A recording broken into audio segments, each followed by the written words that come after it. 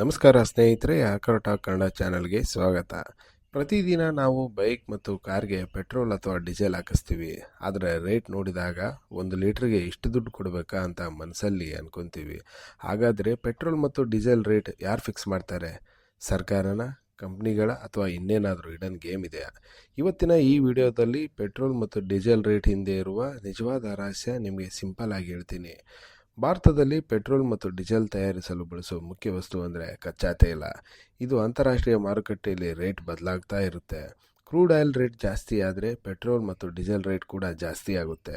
ಉದಾಹರಣೆ ಮೂಲಕ ಹೇಳೋದಾದರೆ, ಈಗ 1 ಲೀಟರ್ ಪೆಟ್ರೋಲ್ ಬೆಲೆ ₹103 ಅಂದ್ಕೊಳ್ಳಿ.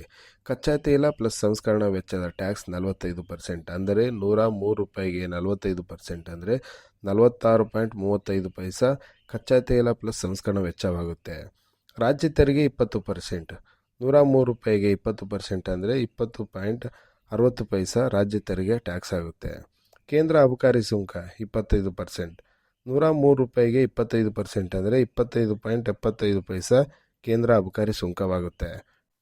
ಡೀಲರ್ ಕಮಿಷನ್ 10%, ಅಂದರೆ ₹103ಗೆ 10% ಅಂದರೆ 10.30 ಡೀಲರ್ ಕಮಿಷನ್ ಆಗಿರುತ್ತೆ. ಇವೆಲ್ಲ ಸೇರಿ 1 ಲೀಟರ್ ಪೆಟ್ರೋಲ್ ಬೆಲೆ ಬರೋಬ್ಬರಿ ₹103 ಆಗುತ್ತೆ.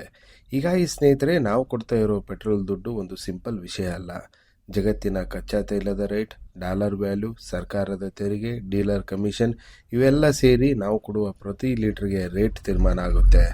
ಇನ್ನು ಮುಂದೆ ಪೆಟ್ರೋಲ್ ಹಾಕಿಸುವಾಗ ಯಾಕೆ ಎಷ್ಟು ರೇಟು ಅನ್ನೋ ಪ್ರಶ್ನೆಗೆ ಉತ್ತರ ನಿಮಗೆ ಗೊತ್ತಾಗಿರುತ್ತೆ ಅಂದ್ಕೊಳ್ತೀನಿ. ಈ ಮಾಹಿತಿ ನಿಮಗೆ ಇಷ್ಟ ಆದರೆ ಲೈಕ್ ಮಾಡಿ, ಶೇರ್ ಮಾಡಿ, ಆಕರ್ ಟಾಕ್ ಕನ್ನಡ ಚಾನಲನ್ನು ಸಬ್ಸ್ಕ್ರೈಬ್ ಮಾಡುವ ಮೂಲಕ ಪ್ರೋತ್ಸಾಹಿಸಿ. ಧನ್ಯವಾದಗಳು.